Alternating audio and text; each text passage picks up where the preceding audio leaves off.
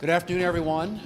This week, the Senate Budget Committee, under the leadership of Senator Graham, Chairman Graham, will move forward with a budget resolution that will address many of the topics that we think are of immediate concern to the American people and priorities of President Trump and his administration. Starting with securing our southern border, we desperately need resources to make sure that our leaders, and we heard from a couple of them today, and Senator Graham will speak to that in just a minute, have the resources that they need to do the job that the American people expect us to do, and that is to keep our southern border secure. It is a national security issue. It's an economic security issue. Secondly, obviously, and just as importantly, is making sure that our military and our defense is ready to deal with any threat that exists around the world. And the Biden administration, in every single one of their budgets, didn't keep up with the rate of inflation when it comes to funding the military. So there are things that need to be done to ensure that America is ready to face whatever threats exist in a very dangerous world. And the final issue that will be addressed in this budget resolution is the issue of energy. The Biden administration, through their policies, made it very, very difficult for this country to become energy dominant. And it's going to take a while to get us back to where we need to be. But as we start to undo some of those policies and put policies in place that will encourage American energy production and get us on the way toward making America energy dominant, that's the goal and the objective of what we're trying to do here. This is a process, the budget resolution, which unlocks budget reconciliation, which is what enables us, the budget tool that enables us to do these things. And so we're here today. Basically, Senator Graham is here to speak to that issue and to take questions that you might have about how that process works, what it looks like. But as the week unfolds, we hope that he and his committee can move forward on this process and put us in a position where we are able to execute on the floor in addressing what are critical priorities for the President, for this administration, and for our country. Securing our southern border, rebuilding our military, and unlocking American energy dominance. Senator Graham. Thank you. Chairman. Thank you, John. Appreciate it. I was with Speaker Johnson at the Super Bowl Sunday with President Trump, and I told him, and I want to tell everybody in the country, I'm a huge fan, and nothing would please me more than one big, beautiful bill passed by the House that did all the things we need to do to make us prosperous and safe. That is my preference. Now, what guides my thinking is the problem we have now. We're running out of money. So we had Tom Holman and Russ Vought speak to the conference today, and I'm urging the Speaker to invite them over and let them tell the House what they told us. Tom Holman said, I am begging you for money. Russ Vought said that we're running out of money for ICE. We can't rob other accounts any longer. Why do we need this money? There are 300,000 children that are missing we want to find. The sooner we can find them, we'll end their abuse. And they're being abused while I speak.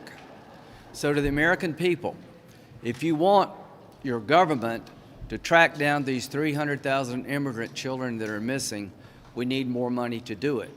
To the American people, if you'd like to finish the wall, we need more money to do it. If you want a more modern border, we need money to do it. If you believe that President Trump is right to track down and deport criminal aliens and clean up the mess that's been created over the last 4 years, we need more ICE agents.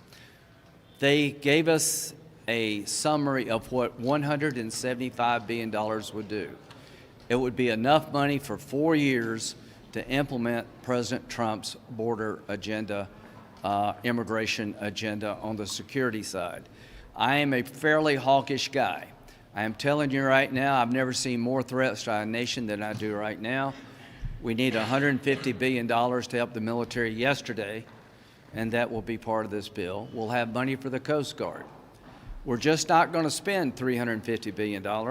We're going to pay for it. So what will happen tomorrow, hopefully, we'll mark up a budget resolution bill that says the Armed Services Committee will come up with a $150 billion plan to increase spending to make our military stronger and more lethal. We'll come up with a $175 billion plan to secure the border. that will be Judiciary and Homeland Security, will enact that plan working with administration. The other committees will be instructed by the Budget Committee to find offsets. So what will they do? They will go into mandatory spending accounts and find offsets to pay for this. And that's what we're going to do tomorrow. And why are we doing it tomorrow? After hearing these two gentlemen today, we're living on borrowed time. I've never been more worried about a terrorist attack on our homeland than I am now. Tom Holman said that the activity on the northern border is at an alarming rate. The number of suspected terrorist types have moved from the southern border to the northern border. After Tom talked about trying to find these children, half of us started to cry. You have no idea what hell these kids are going through. And the sooner we can give ICE and other people the money to free them, the better off our country will be. To my friends in the House, we're moving because we have to. I wish you the best. I want one big, beautiful bill. But I cannot and I will not go back to South Carolina and justify not supporting the president's immigration plan. We're not building a wall, folks. We're hitting a wall. They need the money, and they need it now.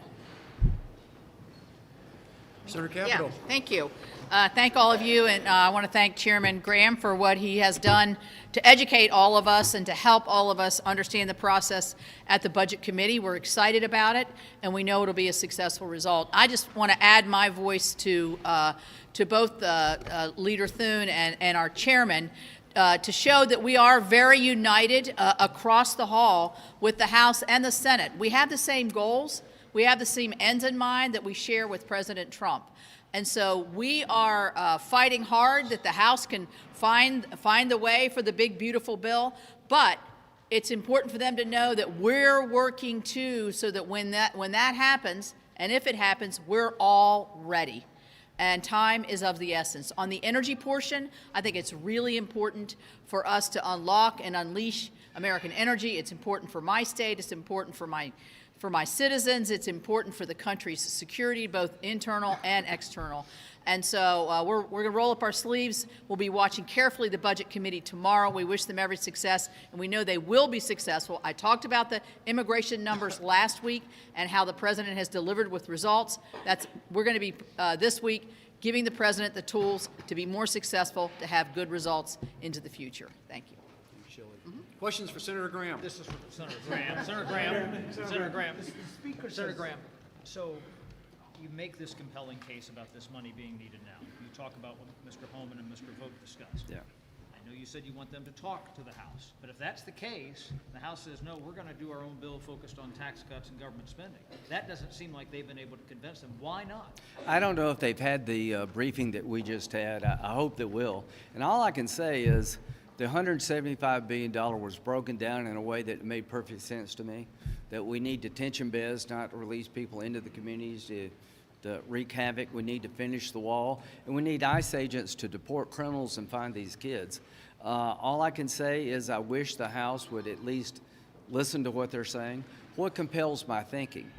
I still want a one big, beautiful bill, but I cannot, after hearing what I heard today, not act. I talked to President Trump over the weekend. He wants to get results. And after that briefing, if the Republican Party cannot provide the money to the Trump administration to do all the things they need to do to make us safe, we have nobody to blame but ourselves, because we have the ability through reconciliation to do this. And I just want to do it sooner rather than later. The Speaker said it's a non-starter. He said your plan is a non-starter. So how are you going to pass this when the Speaker says it doesn't have the I'm votes? going to do what I think is best with my colleagues to make America safe. If you listen to what I heard today and you're hesitant to act, that would be a problem. I heard Tom Holman, pretty tough guy, begging us for money. I beg you to give me more resources. I heard Russ Vogt, the OMB guy, say, ICE is out of money. All I can tell my House colleagues whatever you need to do to get the one beautiful bill, do it. Do it now. You have my blessing, you have my support. But if we can't do it quickly, we need to go to Plan B. I dare say that if most Americans had heard what we heard in that room, this debate would end pretty quickly. We would quickly give money to Tom Holman and the military to get the job done. Leader Thune, did you get a question from Leader? Do you need to be more aggressive about adding additional spending cuts or reforms to get House Republicans on board? All I can say is that we made a commitment as a conference that we're not just going to spend more money on worthy causes.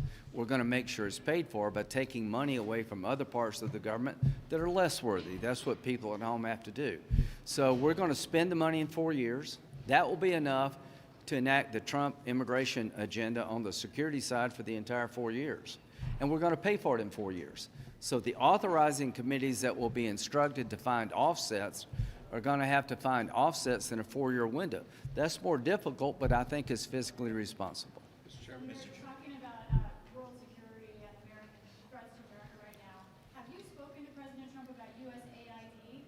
And what do you think about the way that agency has been dismantled without much notice and delayed plan around the world? Well, USAID, under scrutiny, did poorly.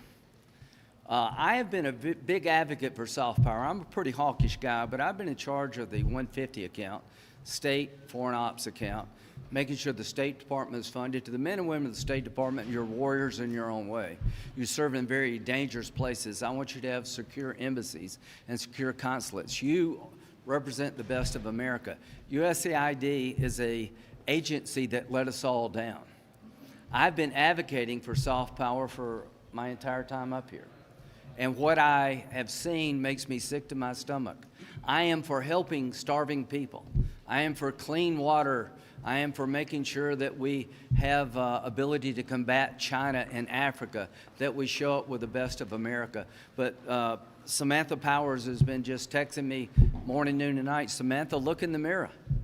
The reason USAID is going to cease to exist as it did before is because it should. I can't go home and say, this is soft power. Operas, whatever agenda you got, needs to be focused on making America safer and prosperous by working with people. So USAID is a victim of their own excesses. Senator Graham, Senator Graham, can we please ask some questions of the Leader Thune? Yes, please. I would love that. We'll just very quickly. And let me just quickly reiterate one thing that Chairman Graham mentioned, and that is that what we're doing here, we view it is complementary with the House. Now, granted, they are on a different track, but you know, that's why we have this process. And I hearken back to in the past, there were two. I remember a time when there were 2 reconciliation bills done. They were negotiated at the same time, simultaneously, moved sequentially. We will figure out how to get to the finish line. And the one thing that we're all interested in and concerned about is unlocking this process, getting started, and getting an outcome and getting a result. Leader Yeah. Thune, can I get your reaction to J.D. Vance's comment over the weekend that judges are not allowed to control the legitimate power of the executive? Do you agree with that? And do you think the president and his administration should comply with federal court rulings? Well, I think what you're seeing right now is the natural give and take between branches of the government. We have 3 branches to our government, as you all know, and the courts have a way of mediating or refereeing, if you will, some of the disputes between the Article 1 and Article 2 branches of the government. And I think that's what you're seeing here. And I think this is a process that will continue to play out. But do I believe that the courts have a very, very valid role and need to be listened to and heard in that process? The answer is yes. Do some of these executive orders from President Trump need to be codified in budget reconciliation so they don't face the legal challenges they're facing right now? I think that some do, and if they are eligible for and can be included in budget reconciliation, we will make every attempt to do that. Some of the EOs clearly stand on their own. Some, in many, I shouldn't say some, but in many cases would be useful and helpful, frankly, to have it codified so you have something that's durable and doesn't change from one administration to the next. So we'll be taking a good hard look at that and to determine where and when, if possible, we can get some of these things codified and put into statute. Thank you. Very quickly, can you talk about your meeting with Speaker Johnson?